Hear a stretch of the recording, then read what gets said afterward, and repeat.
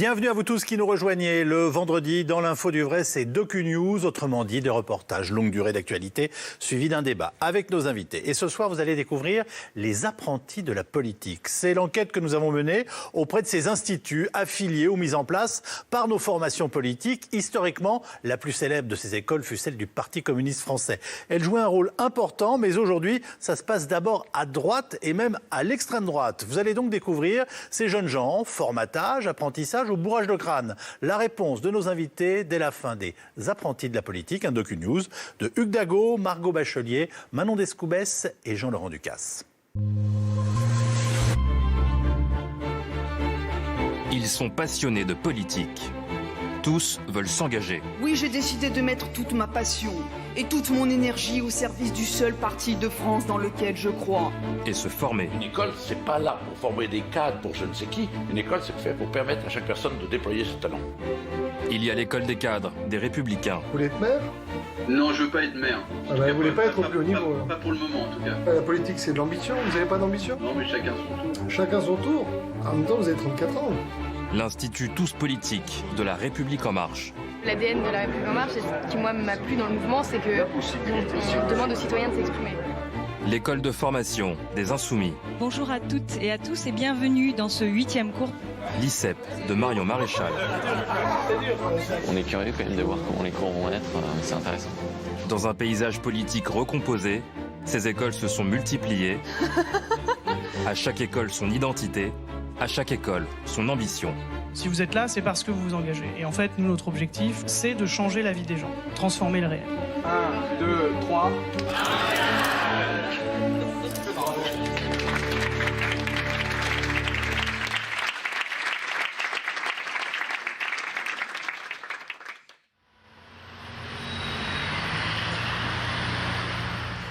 Non mais, je suis passé, je rêve de prendre des vacances, tu sais.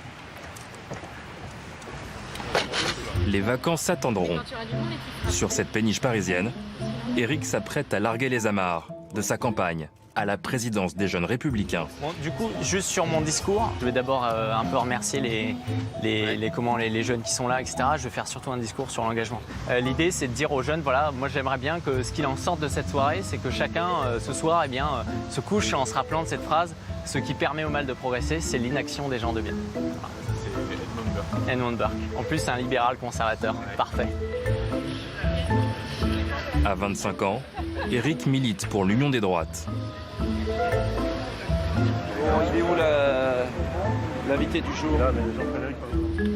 Quelques personnalités sont venues embarquer sur le même bateau. C'est une démarche de bon sens absolu. Se mettre d'accord sur un projet politique susceptible de redresser le pays. Il essaye de faire ça là où il est. Ça mérite tout notre soutien, c'est pour ça que je suis là. Je pense que ce n'est pas la fin d'une histoire, c'est le début d'une histoire, ce qu'est en train de faire Éric aujourd'hui. Mesdames, messieurs, s'il vous plaît, un tonnerre d'applaudissements pour Éric Techner. Moi, la seule chose qui m'intéresse, et la raison pour laquelle je pourrais être heureux de cette soirée, c'est si chacun d'entre vous ce soir rentre et se dit j'ai envie de m'engager. J'ai envie de m'engager politiquement. J'ai envie de m'engager dans des associations. Parce que j'entends trop souvent des amis qui me disent écoute, dans 15 ou 20 ans, on s'engagera en politique.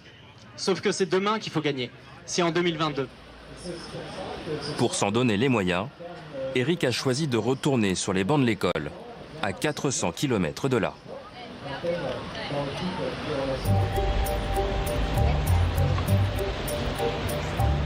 Sur les bords du Rhône, à Lyon, siège un tout nouvel institut, l'ICEP.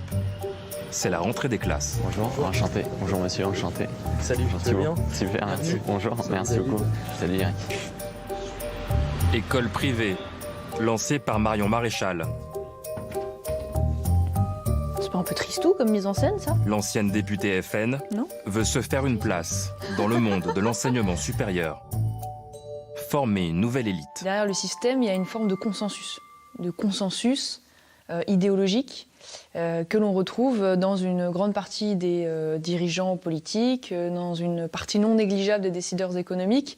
Il semblerait que nos élites soient enfermées le plus souvent dans ce consensus, qu'il n'ait pas un esprit critique et un discernement extrêmement développé. Nous, ce qui nous intéresse, c'est de pouvoir former des gens qui puissent à la fois évoluer professionnellement dans le monde économique privé comme dans le monde des affaires publiques. C'est vraiment de dire, voilà, on forme des politiques qui peuvent aller dans le privé, faire la démonstration de leurs compétences, puis aller vers le politique, et qui, même s'ils ont finalement un choix entrepreneurial dans le monde économique, ils ont toujours à cœur ce service à la cité.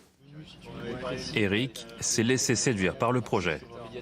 On est curieux quand même de voir comment les cours vont être, c'est intéressant. Le jeune républicain n'ira pas à l'école de son parti.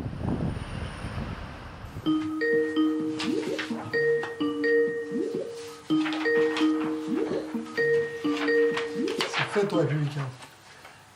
Bonjour, monsieur Silberberg. Bonjour à vous. Bonjour, monsieur Aubert. Est-ce que vous nous voyez? Très bien, merci. Alors, 34 ans, monsieur Silberberg, c'est pas un peu tard pour revenir à l'école? Oui.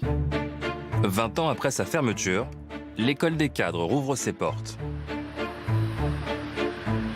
C'est l'incubateur de la jeunesse montante des Républicains. 40 membres seront sélectionnés pour se mettre en ordre de marche vers la reconquête du pouvoir.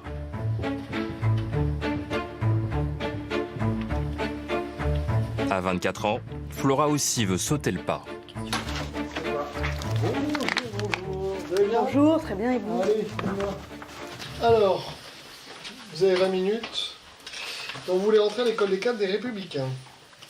C'est exact. Dans la géographie des familles des Républicains, vous vous situeriez où alors? Il y a beaucoup de cases dans notre parti politique. Moi, je me situe sur une ligne, je dirais, gaulo-souveraine, mais attachée au libéralisme. Gaulo-souveraine. Bon. C'est pas moi qui vais vous critiquer. Qu'est-ce que vous pensez de la prochaine ligne des Républicains européennes? Je pense que la ligne de Wauquiez est la bonne, c'est-à-dire qu'il faut qu'il affirme la souveraineté des États dans l'Europe, sur tous les sujets, notamment d'immigration. Sur les sujets régaliens, il va falloir repenser la gouvernance. Est-ce que vous croyez que ce qui compte, c'est l'engagement ou le sens de l'engagement? C'est le sens que l'on donne à son engagement. Ok. Plus de questions. C'est bon. Merci. Merci beaucoup. Sens de la communication, elle est bien, elle parle bien. Deux ou un? Non, deux. Deux. Sens de l'animation et du leadership, c'est compliqué à dire. C'est compliqué à dire, pourtant je pense que c'est quelqu'un qui doit avoir un vrai leadership. Moi je mettrais deux. Voilà. Sens de l'engagement, oui. Oui. D'ailleurs à la fin, la dernière question là. De toute façon, son parcours montre qu'elle sait s'engager sur plein de choses. Favorable? Oui, moi je suis favorable. Allez. Voilà. Hop.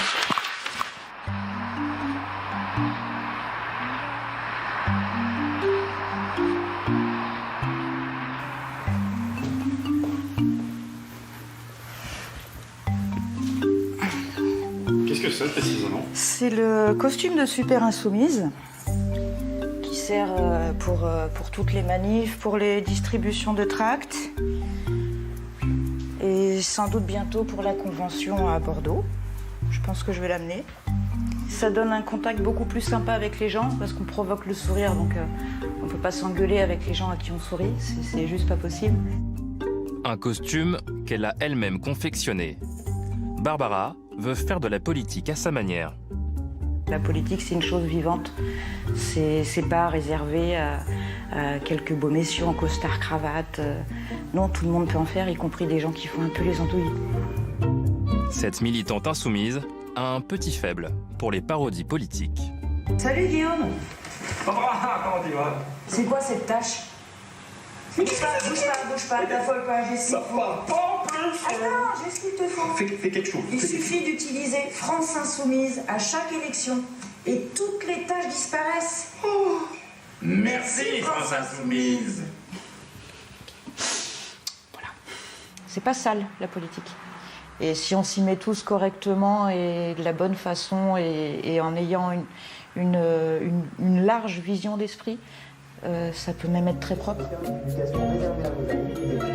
De son ordinateur, dans la Drôme, Barbara est aussi une assidue des contenus de l'EFI, l'école de formation de la France insoumise.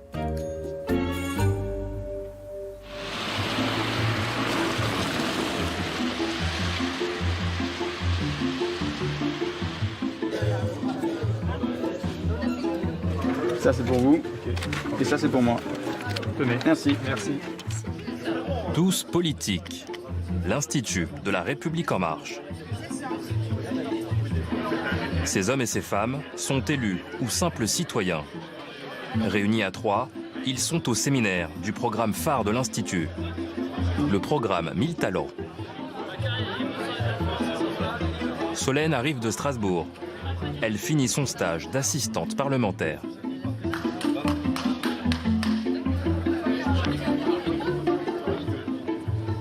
Si vous êtes là, c'est parce que vous vous engagez. Et en fait, nous, notre objectif, vous le savez bien, à La République En Marche et plus globalement dans tout l'écosystème qui nous entoure, c'est de changer la vie des gens, c'est de transformer la vie, transformer le réel. Vous participez à un programme inédit dans l'histoire de la politique française, un programme inédit et innovant, où l'objectif, ça va être de vous accompagner, mais c'est vous qui êtes les acteurs, les premiers acteurs de ce programme. Un programme à 1 million d'euros chaque année pour former 1000 talents, les aider à accomplir un projet politique, associatif. On y va, en 2-3 minutes, je vous demande votre aide, on le fait. Vous faites des petits cercles de 4. Allez, c'est cool, merci. Pas besoin d'être adhérent En Marche. Solène est une ancienne membre des Républicains. L'ADN de La République En Marche, et ce qui moi m'a plu dans le mouvement, c'est qu'on demande aux citoyens de s'exprimer.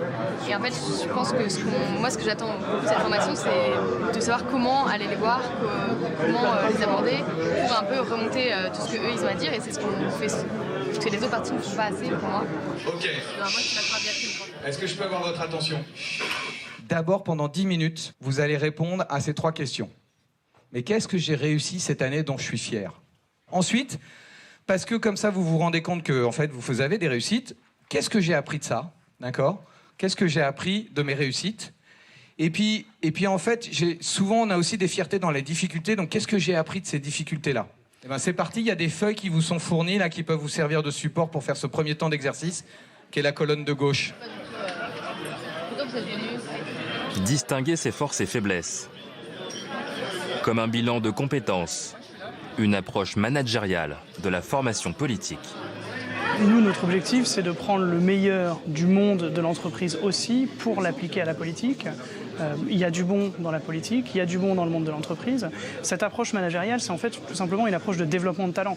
Ça existe dans le monde de l'entreprise, ça existe dans le monde de l'associatif. Et c'est vrai que ça a permis de faire émerger des talents, ça a permis de faire émerger des gens qui n'avaient pas forcément les compétences ou qui n'avaient pas forcément confiance en eux au départ. Donc oui, on assume à 200%.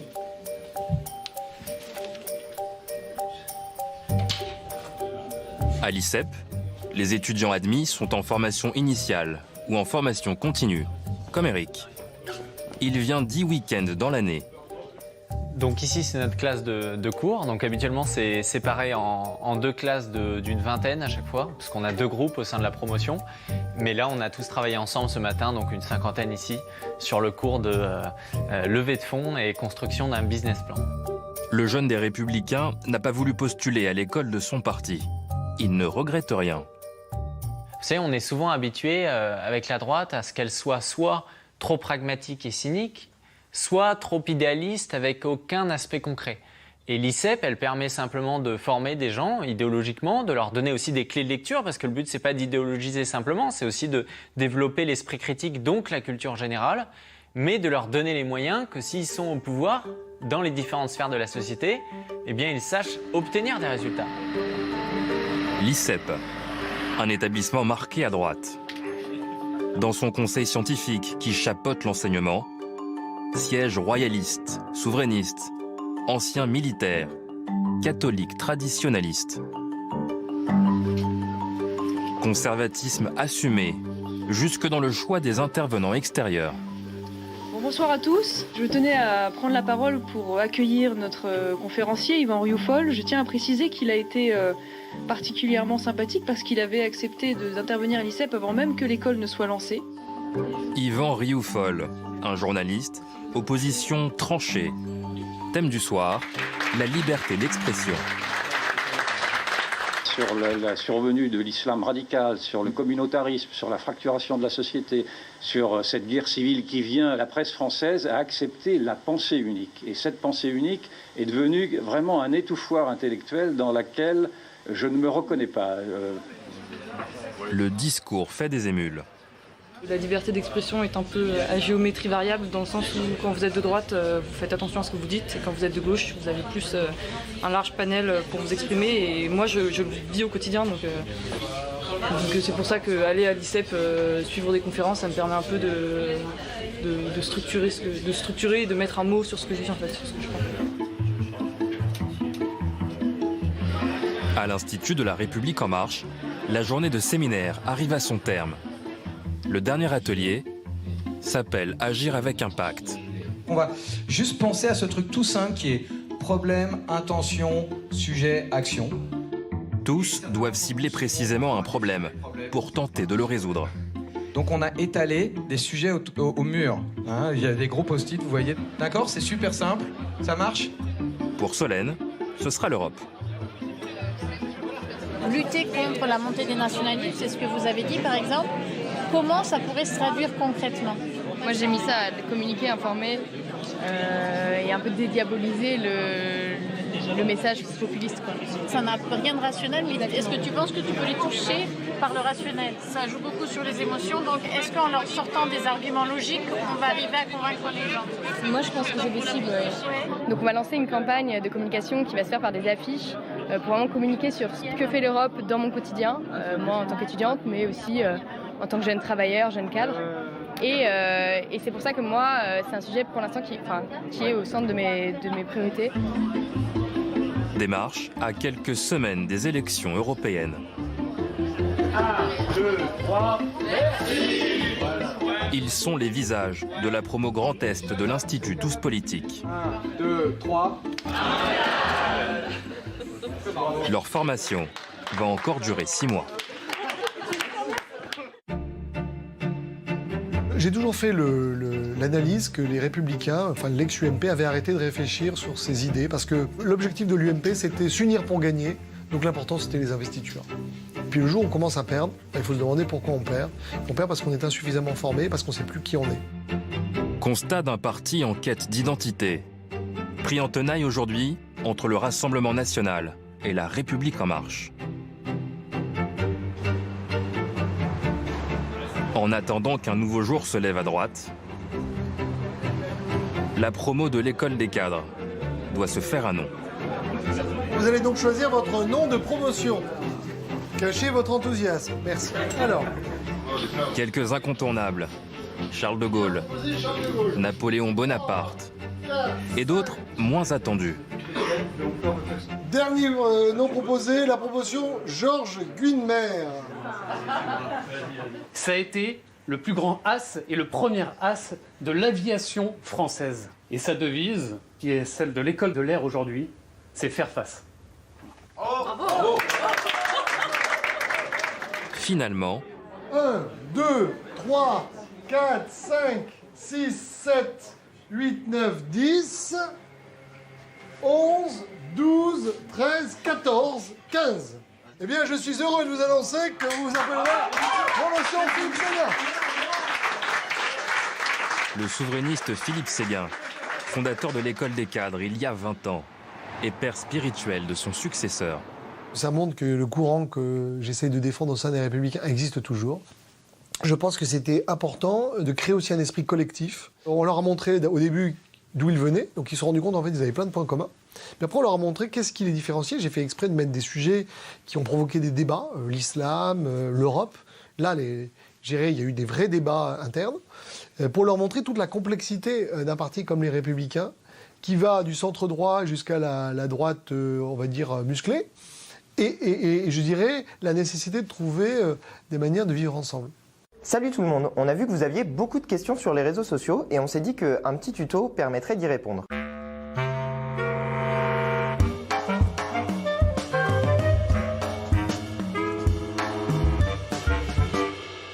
Sur un maximum de plateformes, tu iras. Les réseaux sociaux font désormais partie de la vie quotidienne des Français. 9 Français sur 10 ont accès à Internet via... Chez les Insoumis, on a fait le choix du numérique. Les contenus, tournés au siège du parti, sont diffusés sur Internet. Il y a les tutos pour donner des outils à l'action militante. Ton calme, tu garderas, et les trolls, tu ne nourriras pas. N'oubliez pas que l'image que les médias essayent de donner de nous, c'est que nous serions agressifs. Donc si vous l'êtes vous-même sur les réseaux sociaux, vous corroborez l'idée que tous les insoumis sont des gens agressifs et dangereux et violents. Également, des cours magistraux en direct sur des thématiques insoumises. Bonjour à toutes et à tous et bienvenue dans ce 8e cours de l'école de formation insoumise qui s'intitule « La 6e République, abolir la monarchie présidentielle ». Donc aujourd'hui, comme l'a dit Manon, j'ai la lourde tâche de présenter le projet de la 6e République. C'est un point absolument... Ça m'apporte des arguments auxquels j'aurais pas forcément songé. Ce qu'ils expliquent là, c'est des choses simples. C'est pas du discours alambiqué, c'est pas des choses qui sont inaccessibles pour le grand public, au contraire. Donc ça permet de comprendre que tout le monde peut jouer, entre guillemets. Et tout le monde devrait jouer. Pas forcément dans notre camp à nous, mais ce serait bien que tout le monde s'en empare. C'est en tout cas l'objectif annoncé. Un contenu gratuit, ouvert à tous, pour faire de l'école France Insoumise une université populaire. Moi, je pense que se focaliser sur les méthodes de militantisme non numériques, c'est quelque chose d'anachronique et d'archaïque. Quand vous faites une réunion publique en présentiel, mettons que vous ayez, je ne sais pas moi, une 50aine de personnes. Si vous le filmez et que derrière vous diffusez sur les réseaux sociaux en faisant vraiment un travail de montage, un travail éditorial, etc., comme peuvent le faire les médias d'ailleurs dans leurs propres émissions, eh bien, vous pouvez avoir 500, 1000, 10 000, 20 000, voire plus de gens qui vont regarder. Et donc, il faut se rendre compte que quand on est à 20 000, ça veut dire quand même que votre réunion dans une salle où il y avait 50 personnes, elle a atteint l'équivalent d'un stade de foot. Propager ses idées au plus grand nombre. Le mouvement gazeux, si cher aux insoumis. Mais pour gagner la bataille des idées, encore faut-il savoir les défendre. Donc la salle que vous voyez ici, c'est la salle où nos étudiants s'initient aux techniques modernes de communication. Il est bon d'essayer d'avoir raison, mais il est surtout important d'avoir raison dans la manière d'avoir raison. Donc la communication orale, gestuelle et visuelle est très importante. Les vraies voix Sud Radio. Éric Tegner, candidat à la présidence des Jeunes des Républicains. Éric Tegner, bonsoir. Bonsoir, merci de me recevoir. Laurent Wauquiez a dit qu'il n'y aurait jamais d'alliance avec le Rassemblement National, l'ex-FN. Il doit vous maudire aujourd'hui. Laurent Wauquiez, s'il est arrivé au pouvoir demain, eh bien, il a besoin d'une caution pour dire on va pas faire comme avec Sarko, on va pas trahir nos électeurs. Et donc en mettant par exemple Nicolas Dupont-Aignan au sein d'un gouvernement ou Marine Le Pen, eh bien c'est une garantie que par exemple sur l'immigration, eh bien on respecte les choses. Parce que c'est pas simplement une histoire d'alliance que je préconise, c'est pas une tambouille politique, c'est surtout dire à la gauche votre piège dans lequel vous nous mettez depuis des années et qui finalement nous sclérose intellectuellement parce que dès qu'on porte une thématique migratoire, on nous traite d'extrême droite, c'est terminé. Moi, c'est pas et ça, c'est fini. Françoise Degois, vous voulez réagir? J'ai du mal à comprendre le jeune homme que j'ai en face de moi, à qui ça ne pose absolument aucun problème, cette union des droites. Ça ne vous gêne à l'évidence pas d'avoir une alliance avec l'extrême droite qui pratique la préférence nationale, qui maintenant est au pouvoir en Italie, qui tweet même, comment dirais-je, des citations de Mussolini. Vous me posez la question de savoir si finalement l'union des droites c'est un fantasme simplement du Rassemblement National. Je vous sortirai un sondage où il est dit que 66% des sympathisants, les Républicains, souhaitent justement des alliances dès les européennes. Merci beaucoup Éric Tegner, ce sont les vrais voix, on se retrouve dans quelques instants. Et l'élection à Vieux-Camp. Merci beaucoup. Mi-octobre, merci. Mais je pense que Wauquiez va me bloquer parce qu'il n'a qu'une peur, c'est que l'électorat des jeunes montre justement qu'ils sont d'accord avec ça. C'était sympa, je me suis fait bien bouger, mais c'est motivant. Vous avez l'impression d'avoir marqué des points ou pas là? Oui, de toute façon, dès qu'on apprend, on marque des points, mais j'ai eu aussi la bonne adversaire qui tombait totalement dans la caricature de dire que le Rassemblement National c'était l'extrême droite, que c'était le fascisme. C'est toujours facile et c'est pour ça que finalement ils vont perdre idéologiquement parce qu'ils tombent dans les mêmes arguments que depuis 30 ans et aujourd'hui il y a une nouvelle génération qui est beaucoup plus décomplexée et qui a envie de leur dire vous savez ça me dérange pas que vous dites ce genre de choses, moi j'ai mes idées et en plus le peuple là-dessus il suit. Finalement, Éric n'a pas été élu président des Jeunes Républicains. faute de parrainage.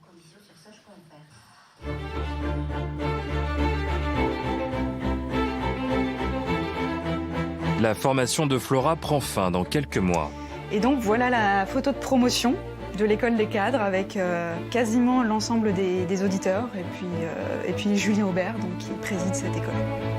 Une étape de plus dans sa jeune carrière politique.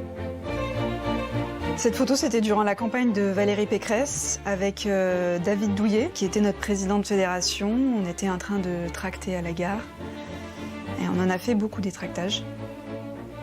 Donc ça, c'est moi en train de célébrer un mariage, juste avant la célébration. Comme je suis élue dans une petite commune des Yvelines, c'était mon premier mariage, alors j'étais contente de le célébrer. Ça, c'était une prise de parole durant la venue de Laurent Wauquiez. J'avais pris la parole juste avant l'introduction pour sa venue. Ce n'est pas la première fois qu'elle s'exprime à la tribune, sous les yeux de Laurent Wauquiez. Le patron des Républicains l'a fait régulièrement monter sur scène. Responsable des jeunes des Yvelines, Flora Sabag. Mes chers amis, mon engagement aux Républicains n'est pas le fruit du hasard. Si je me suis engagée en politique, c'est parce que ne pas faire de politique, c'est faire la politique de ceux qui nous imposent la leur. Oui, j'ai décidé de mettre toute ma passion et toute mon énergie au service du seul parti de France dans lequel je crois. Qu'est-ce que vous vous dites quand vous voyez cette tribune ? Et vouloir faire gagner nos idées. Je trouve, après c'est un point de vue personnel, que je donne l'envie de franchir le pas, de s'engager pour défendre des convictions. Et je trouve que c'est assez mobilisateur. Nous sommes le cœur battant de notre famille politique. N'ayons pas peur de ce que nous sommes et ensemble, réussissons pour les Républicains et pour la France. À gauche comme à droite, le même constat. Les convictions seules ne font pas tout. La politique est aussi un apprentissage.